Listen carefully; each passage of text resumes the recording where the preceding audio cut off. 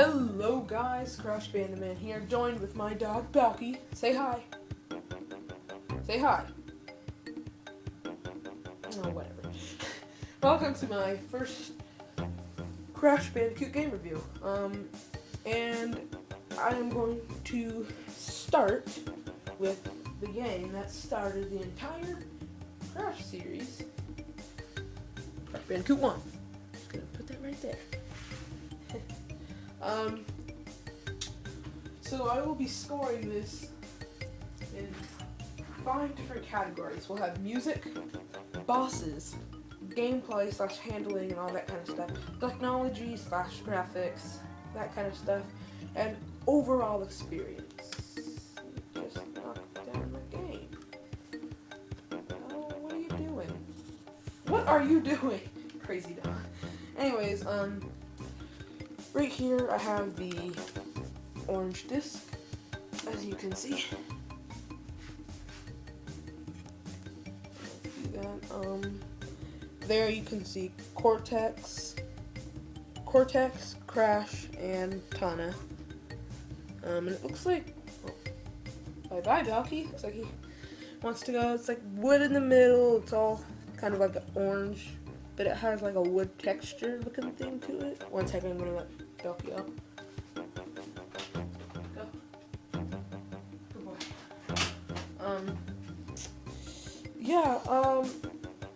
My parents got this when they were in the Air Force, and they were stationed in,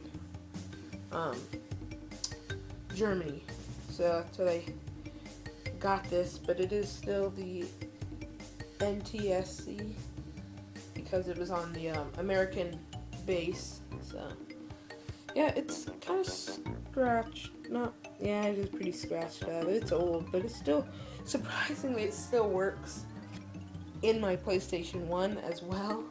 So yeah, it's pretty cool.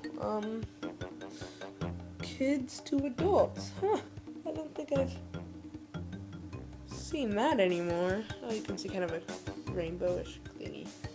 Yeah. You can see the original Universal Interactive Studios, all that good stuff. So yeah, that's about it for the disc. I'm gonna move on to our next categories. Music. I think the music for this game is fairly good and it fits each level. Although I think it's too short, and by that I mean they're about 30 to 45 seconds each song, and then it's looped again, which I kind of don't like because it makes it more repetitive in a way. I mean, every Crash game the music is repetitive because it loops, but they're longer, like they're at least 2 minutes long, which I like. These are only seconds long, or like 45 seconds long tops, which kind of annoying, but it's a pretty good soundtrack overall. I'm gonna move on to bosses. The bosses in this game are Papu Papu, an Aboriginal tribe chief, a crazy kangaroo named Ripperoo, Koala Kong, an oversized koala, Embryo, and Dr.Neo Cortex, the main antagonist of the game. The bosses to me are fairly easy, and they become more difficult toward the end. They start out easy, get harder as you progress through the game, which is normal for a video game. But I find the bosses, I don't find them hard anymore because I know how to do them. I know how to beat them, but they used to be incredibly hard because they don't give you any hints to how to beat the boss, like they do in Crash to Insanity, when it kind of gives you a hint, especially when you're going against Cortex, and he's like, here's one you can return, and yeah, it's just fairly obvious, I think. But not in Crash Bandicoot 1. I found it more difficult, but that's all for bosses. We're gonna move on to gameplay. The gameplay for this game is amazing for a PS1 game.